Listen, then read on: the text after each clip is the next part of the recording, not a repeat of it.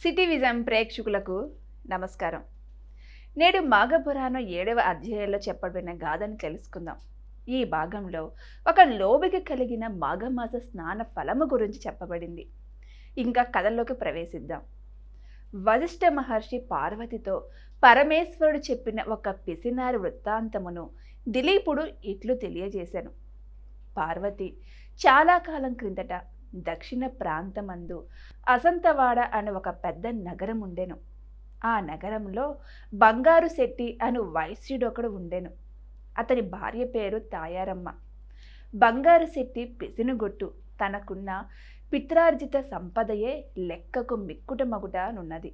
కానీ అతడు ఇంకను ధనాస కలవాడై తన వద్దనున్న ధనమును వడ్డీలకిచ్చి మరింత సంపన్నుడయ్యను. కానీ ఒక్కనాడైనను శ్రీహరిని ధ్యానించుట కానీ దాన ధర్మాలు చేయుట కానీ ఎరుగడు. అంతేకాక బీద ప్రజలకు వారి ఆస్తులపై వడ్డీలకు రుణాలిచ్చి ఆ అనుకున్న గడువును రుణం తీర్చినందున తప్పుడు సాక్ష్యాలతో వాజ్యములు వేసి వారి ఆస్తులు సైతము స్వాధీనపరుచుకునేవాడు. ఒకనాడు బంగారు శెట్టి గ్రామాంతరము వెళ్ళెను. ఆ రోజు సాయంత్రం ఒక ముసలి బ్రాహ్మణుడు బంగారు శెట్టి భార్యను చూచి, తల్లి, నేను ముసలివాడను, నా గ్రామము చేరవలయునున్న ఇంకను 10 ఆమడలు వెళ్ళవలసి ఉన్నది. ఇప్పుడు చీకటి కాబోతున్నది. ఆకాశంలో మేఘాలు ఉరుముతున్నాయి. చలిగాలికి వణికిపోతున్నాను. మీ ఇంటి వద్ద ఈ రాత్రి గడుపు నిమ్ము, ఇంకెంతైనా పుణ్యముంటుంది. నేను సద్బ్రాహ్మణుడను, సదాచార వ్రతుడను, ప్రాతకాలమున మాఘస్నానము చేసి వెళ్ళిపోయేదను అని బ్రతిమాలెడు. తాయారమ్మకు జాలి కలిగెను. వెంటనే తన అరుగుమూల శుభ్రము చేసి అందొక తుంగచాప వేసి కప్పుకొనుటకు వస్త్రమిచ్చి పండుకొనుడని పలికెను. ఆమె దయార్థ హృదయమునకు ఆ వృద్ధ బ్రాహ్మణుడు సంతసించి విశ్రాంతి తీసుకొనుచుండగా తాయారమ్మ ఒక ఫలమునిచ్చి దానిని భుజింపుమని చెప్పి, ఆర్య, మాఘస్నానము చేసి వెళ్ళెదరని అన్నారు కదా, ఆ మాఘస్నానమేమి? సెలవిండు, వినుటకు కుతూహలముగా నున్నది అని అడుగగా ఆ వృద్ధ బ్రాహ్మణుడు దుప్పటి కప్పుకొని, అమ్మ, మాఘమాసము గురించి చెప్పుట నాకు సఖ్యము కాదు.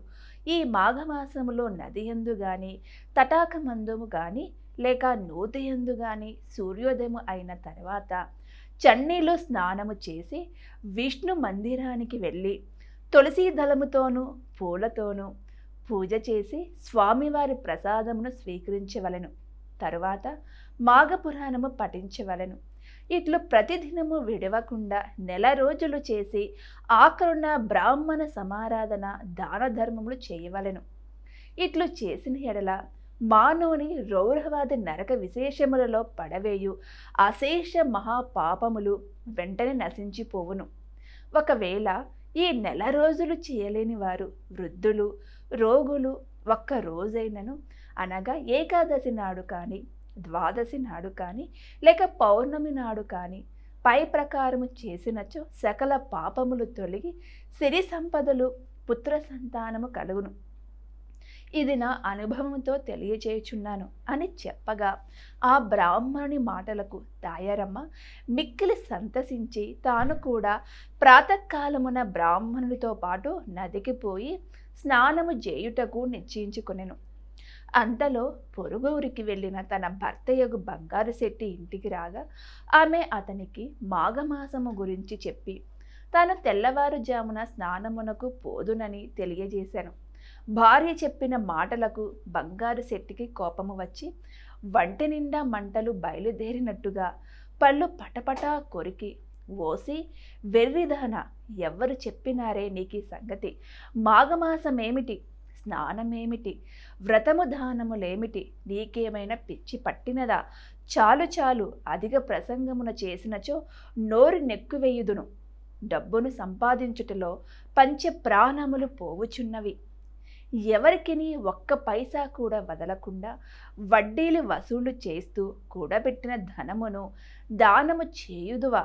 చలిలో చన్నీలో స్నానము చేసి పూజలు చేసి దానములు చేస్తే వళ్ళు ఇల్లు గుళ్ళయి నెత్తిపైన చెంగు వేసుకొని భిక్షాం దేహి అని అనవలసినదే, జాగ్రత్త, వెళ్ళి పడుకో అని కోపంగా కసిరాడు. ఆ రాత్రి తాయారమ్మకు నిద్ర పట్టలేదు.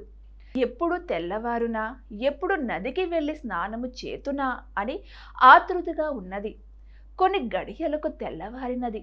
తాను కాలకృత్యములు తీర్చుకొని ఇంటికి వచ్చి ఉన్న వృద్ధ బ్రాహ్మణునితో కలిసి మగనికి చెప్పకుండా నదికి పోయి స్నానము చేయుచున్నది. ఈలోగా బంగారు శెట్టి పసికట్టి ఒక దుడ్డుకర్ర తీసుకొని నదికి పోయి నీళ్లలో దిగి భార్యను కొట్టబోచుండగా ఆ ఇద్దరు కొంత తడువు నీళ్లలో పెనుగులాడిరి. అటుల మునుగుటచే ఇద్దరికి మాఘమాస ఫలము దక్కినది. మొత్తం మీద బంగారు శెట్టి భార్యను కొట్టి ఇంటికి తీసుకువచ్చినాడు. కొన్ని సంవత్సరముల తర్వాత ఒకనాడు ఇద్దరుకు ఒక వ్యాధి సోకినది. మరికొన్ని రోజులకు ఇద్దరు చనిపోవుటచే బంగారు శెట్టిని తీసుకొని పోవుటకు యమభటులు వచ్చి కాలపాసము వేసి తీసుకొని పోవుచుండెరి. తాయారమ్మను తీసుకొని పోవుటకు విష్ణుదూతలు వచ్చి ఆమెను రథముపై ఎక్కించుకొని తీసుకొని పోవుచుండెరి. అప్పుడు తాయారమ్మ యమభటులతో ఇట్లు పలికెను: ఓ యమభటులారా, ఏమిటి అన్యాయము! నన్ను వైకుంఠమునకు తీసుకొని పోవుట ఏమిటి? నా భర్తను యమలోకమునకు తీసుకొని పోవుట ఏమిటి? ఇద్దరము సమానమే గదా అని వారిని ఉద్దేశించి అడుగగా, ఓ అమ్మ, నీవు మాఘమాసంలో ఒక దినమున నదీ స్నానము చేయగా నీకు ఫలము దక్కినది. కానీ నీ భర్త అనేకులను హింసించి అన్యాయముగా ధనార్జన చేసి అనేకుల వద్ద అసత్యములాడి నరకమన్న భయము లేక భగవంతునిపై భక్తి లేక వ్యవహరించునందులకే యమలోకమునకు తీసుకొని పోవచ్చున్నాము అని యమభటులు పలికిరి. ఆమె మరల వారినిట్లు ప్రశ్నించెను: నేను ఒక దినమున స్నానము చేసినందున పుణ్యఫలము కలిగినప్పుడు నన్ను కొట్టుచు నాతో నా భర్త కూడా నీట మునిగినాడు కదా, శిక్షించుటలో ఇంత వ్యత్యాసమేలా కలిగెను అని అనగా ఆ యమభటులకు సంశయము కలిగి ఏమియూ తోచక చిత్రగుప్తుని వద్దకు వెళ్ళి జరిగిన సంగతిని ఆమె వేసిన ప్రశ్నను తెలియజేసిరి. చిత్రగుప్తుడు వారి పాపపుణ్యములు పట్టిక చూడగా ఇద్దరికి సమానమైన పుణ్యఫలము వ్రాసి ఉన్నది. జరిగిన పొరపాటునకు చిత్రగుప్తుడు విచారించి బంగారు శెట్టిని కూడా వైకుంఠమునకు తీసుకొని పొమ్మని విష్ణు దూతలతో చెప్పెను. విష్ణులోకమునకు ముందు వెళ్ళియున్న తాయారమ్మ తన భర్త గతి ఏమయ్యనోయని ఆతృతతో ఉండగా బంగారు శెట్టిని పుష్పక విమానము మీద తెచ్చి వైకుంఠములో విడిచిరి. భార్యాభర్తలిద్దరూ మిక్కిలి సంతసమందిరి. రాజా, వింటివా? భార్య వలన భర్తకు కూడా ఎటుల మోక్షము కలిగెను. భర్త దుర్మార్గుడై పిసినగొట్టుగా వ్యవహరించినను భార్య యథాలాపముగా ఒక్కరోజు మాఘమాస స్నానము చేసినందున ఇద్దరికిని వైకుంఠ ప్రాప్తి కలిగినదిగా గనుక మాఘస్నానము 1 రోజులు చేసినచో మరింత మోక్షదాయకమవుతుంది అనుటలో ఏ సందేహము లేదు. నేటి మాఘపురాణం పారాయణ సమాప్తమయ్యింది. వచ్చే 8వ అధ్యాయంలో చెప్పబడిన పుణ్యగాథను కూడా తెలుసుకొని తరిద్దాం. అంతవరకు నమస్కారం.